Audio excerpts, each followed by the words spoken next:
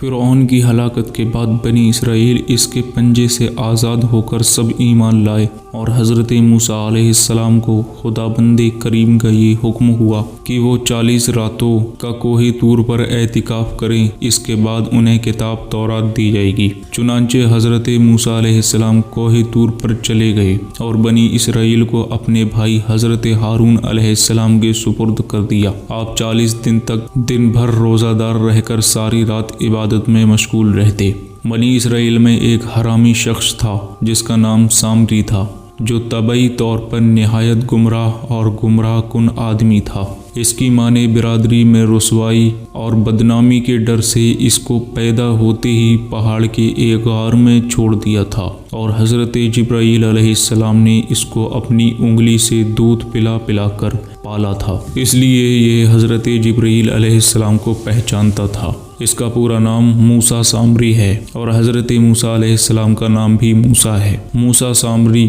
جو حضرت جبرائیل علیہ السلام نے پالا تھا، اور حضرت موسیٰ علیہ السلام کی پرورش فرعون کے گھر ہوئی تھی، مگر خدا کی شان کی فرعون کے گھر پرورش پانے والے موسیٰ علیہ السلام تو خدا کے رسول ہوئے، اور حضرت جبرائیل علیہ السلام کا پالا ہوا موسیٰ سامری کافر ہوا اور بنی اسرائیل کو گمراہ کر کے اس نے بچھڑے کی پوجا کرائی۔ اس بارے میں کسی عارف نے کیا خوب کہا ہے، جب کوئی آدمی ازل ہی سے نیک بخت نہیں ہوتا تو وہ بھی نامراد ہوتا ہے، اور اس کی پرورش کرنے والے کی کوشش بھی ناکام اور نامراد ہوتی ہے۔ دیکھ لو موسیٰ سامری جو حضرت جبرائیل علیہ السلام کا پالا ہوا تھا، وہ کافر ہوا، اور حضرت موسیٰ علیہ السلام جو فرعون کی پرورش میں رہے وہ خدا کے رسول ہوئے۔ اس کا راز یہی ہے کہ موسیٰ سامری ازلی شقی اور پیدائشی بدبخت تھا، تو حضرت جبرائیل علیہ السلام کی تربیت اور پرورش نے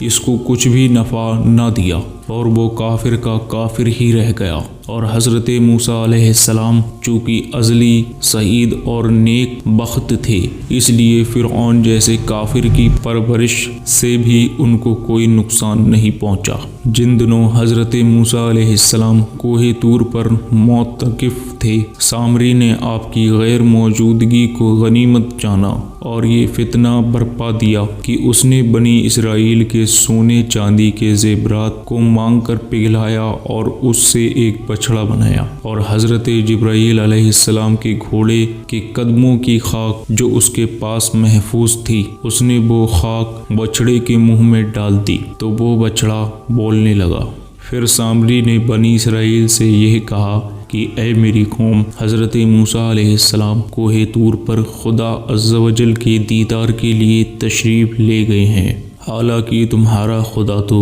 یہی بچڑا ہے، لہٰذا تم لوگ اسی کی عبادت کرو۔ سامری کی اس تقریر سے بنی اسرائیل گمراہ ہو گئے، اور 12,000 آدمیوں کے سوا ساری قوم نے چاندی سونے کے بچھڑے کو بولتا دیکھ کر اس کو خدا مان لیا، اور اس کے آگے سر و سجود ہو کر اس بچھڑے کو پوجنے لگے۔ چنانچہ خدا بند قدوس کا ارشاد ہے، اور موسیٰ کے بعد اس کی قوم اپنے زیوروں سے ایک بچھڑا بنا بیٹھی، بے جان کا دھڑ گائے کی طرح آواز کرتا۔ جب 40 دنوں کے بعد حضرت موسیٰ علیہ السلام خدا عز و جل سے ہم کلام ہو کر اور تورات شریف ساتھ لے کر بستی میں تشریف لائے اور قوم کو بچھڑا پوجتے ہوئے دیکھا تو آپ پر بے حد غضب و جلال طاری ہو گیا۔ آپ نے جوش غضب میں تورات شریف کو زمین پر ڈال دیا اور اپنے بھائی حضرت ہارون علیہ السلام کی داڑھی اور سر کے بال پکڑ کر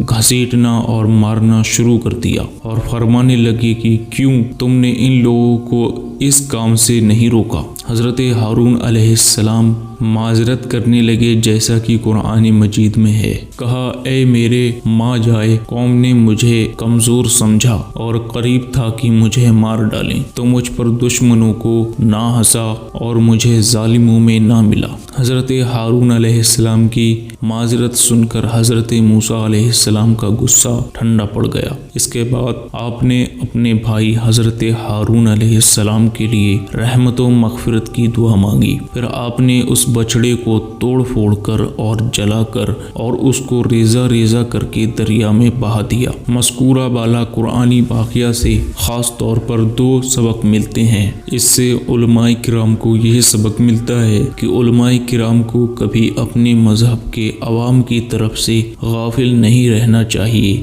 بلکہ ہمیشہ عوام کو مذہبی باتیں بتاتے رہنا چاہیے۔ آپ نے دیکھا کہ سامری نے 40 دن حضرت موسیٰ علیہ السلام کی غیر موجودگی سے فائدہ اٹھا کر ساری قوم کو بہکا کر گمراہ کر دیا۔ اسی طرح اگر علماء اہل سنت اپنی قوم کی ہدایت و خبرگیری سے غافل رہیں گے تو بد مذہبوں کو موقع مل جائے گا کہ ان لوگوں کو بہکا کر گمراہ کر دیں۔ حضرت جبرائیل علیہ السلام کے گھوڑے کے پاؤں کی خاک میں جب یہ اثر تھا کہ بچڑے کے منہ میں پڑتے ہی بچڑا بولنے لگا، تو اس سے معلوم ہوا کہ اللہ والوں کے قدموں کے نیچے کی خاک میں بھی خیر و برکت کے اثرات ہوا کرتے ہیں۔ لہٰذا خدا کی نیک بندوں کے غبار آلود قدموں کو دھو کر مکانوں میں پانی چھڑکنا جیسا کہ بعض خوش عقیدہ مریدین کا طریقہ ہے، یہ کوئی لغو اور بیکار کام نہیں، بلکہ اس سے فیوز و برکات اور فوائد حاصل ہونے کی امید ہے، اور یہ شرعاً جائز بھی ہے۔